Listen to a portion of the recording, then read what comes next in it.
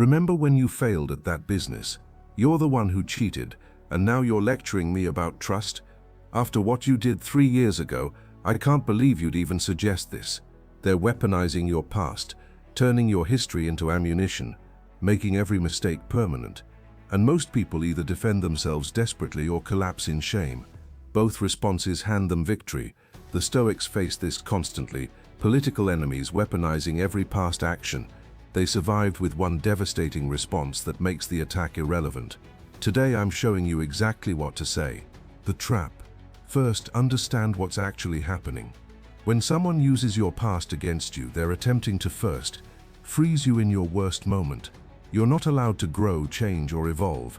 You're permanently defined by your failure. Second, avoid present moment accountability. By making the conversation about your past, they escape discussion of current issues. Third, establish moral superiority. They're the judge, you're the perpetually guilty defendant. Marcus Aurelius wrote, "Confine yourself to the present." They want you confined to the past. That's the trap. Epictetus taught, it's not what happens to you but how you react to it that matters. They're trying to make what happened to you into an eternal identity. Your reaction determines whether that works. Here's what to say and exactly why it works. The response.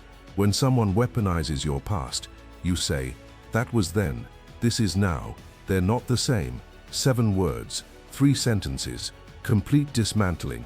Let me show you why this is devastating. That was then. You acknowledge the past without denying it.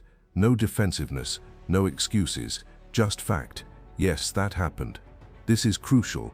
When you deny or defend, you're still fighting on their timeline. When you acknowledge, you're stating reality, then moving forward. Seneca, true happiness is to enjoy the present, without anxious dependence upon the future. But true power is acknowledging the past without being imprisoned by it. This is now. You establish temporal separation. Past and present are not continuous unless you allow them to be. You're not the same person who made that mistake. You're who you've become since then. And who you've become isn't determined by who you were. Marcus Aurelius, the universe is change. Our life is what our thoughts make it. Your life changed. They're trying to freeze it at your worst moment. You refuse. They're not the same. You make the separation explicit. Past person and present person are distinct. Past action and present situation are unrelated. This forces them to address you now, not you then. Epictetus, don't explain your philosophy, embody it. This response embodies growth without explaining or justifying it. Scenario 1. Relationship weaponization. Someone attacks. You cheated in your last relationship. Why should I trust you? Old response. That was different because of these specific circumstances, and I've changed because of therapy, and I was in a bad place, and you've accepted their framing. Past action defines present character. New response. That was then. This is now. They're not the same. But how do I know you've changed? Here's the critical second move. Don't explain how you've changed. That's still playing their game. Instead, you don't. You evaluate who I am now based on my current actions. My past gives you context. It doesn't give you a verdict. See what happened. You shifted burden of proof. They must judge present you by present actions, not past you by past actions. Seneca wrote, "Every new beginning comes from some other beginning's end." Your past relationship ended. This one is new. They're either separate or everything is doomed to repeat forever. Last year, someone I was dating brought up a failed business from 5 years prior. You made terrible decisions then. How do I know you won't make terrible decisions with us? Old me would have explained what I learned, how I'm different, why those decisions made sense at the time. New me, that was then. This is now. They're not the same. Judge me by what I'm doing now, not what I did then. But patterns repeat, sometimes, and sometimes people grow. You're choosing which narrative to believe. That's your call, not mine to convince you of. We didn't work out, but for legitimate present incompatibilities, not because I remained prisoner to a business failure. Scenario 2. Professional weaponization. Workplace weaponization is subtle but vicious. You missed the deadline on the Johnson project 2 years ago. Why should we trust you with this? Old response. Defensive explanation of past circumstances. Promises it won't happen again. Basically begging for forgiveness. New response. That was then. This is now. They're not the same. Evaluate me on current performance, not past mistakes. Past performance is the best predictor of future performance. This is their strongest counter. Here's how to handle it. Past performance is one data point. Current performance is also data. Growth is data. If you're only using old data while ignoring new data, you're not predicting, you're punishing. Marcus Aurelius, the impediment to action advances action. What stands in the way becomes the way. Your past failure isn't argument against current opportunity. It's context that makes current success more meaningful. 3 months ago, manager brought up a project I'd mishandled 18 months prior. Last time you led implementation, we had major problems. My response, that was then, this is now. They're not the same. I implemented 2 successful projects since then. Are you evaluating me on all the data or just the data that supports your concern? They paused, realized they were cherry-picking negative history while ignoring recent positive history. I got the project, succeeded. The past mistake didn't predict future performance. It was just history someone tried to weaponize. Scenario 3.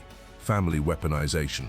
Family weaponizes past most ruthlessly because they have longest history. You were irresponsible with money in your 20s. Now you're giving me financial advice. This is particularly insidious because family watched your growth. They know you're different. But weaponizing past is habitual. Old response, but I've changed. I've been responsible for 10 years. Look at my financial situation now. You're still seeking their validation that you've changed. New response, that was then, this is now.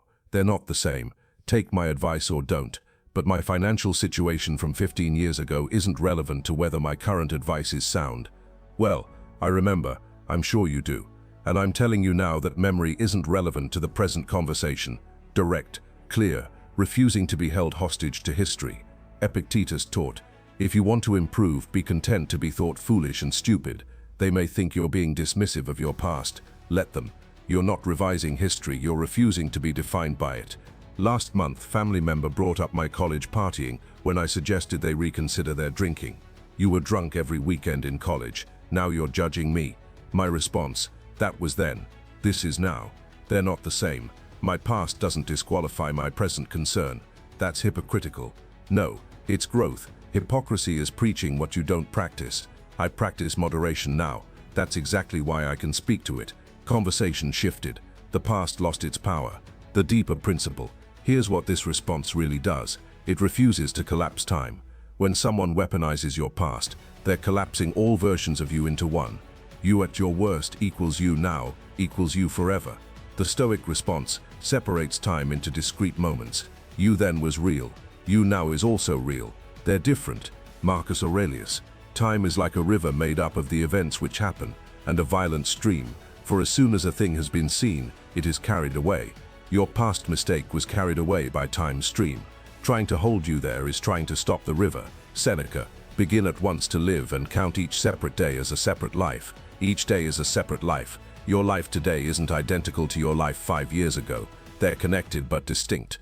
This is profound. When you say that was then, this is now, they're not the same. You're not denying continuity. You're asserting growth. You're saying, yes, I was that person, and I'm this person now. They're both real, but this person is who you're dealing with.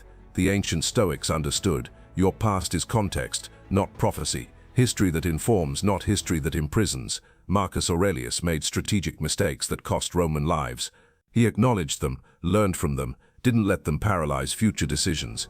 Seneca was exiled for alleged adultery, returned to become emperor's advisor. His past wasn't forgotten, but it didn't define his future. Epictetus was a slave who became free. His past as slave informed his philosophy, but didn't limit it. You have a past, mistakes, failures, moments you're not proud of. Welcome to being human. When someone weaponizes that past against you, remember, that was then, this is now. They're not the same. 7 words that refuse temporal imprisonment, that acknowledge without apologizing, that separate without denying. Your past is real. Your present is also real. Anyone who can't distinguish between them is the one with the problem. What past mistake is someone using against you? Comment below. Subscribe to Stoic Forge for wisdom that frees you from history without erasing it. Share with someone trapped in their own past. Remember Marcus's words, confine yourself to the present. That's not forgetting the past. That's refusing to live there. Thanks for watching. See you next time.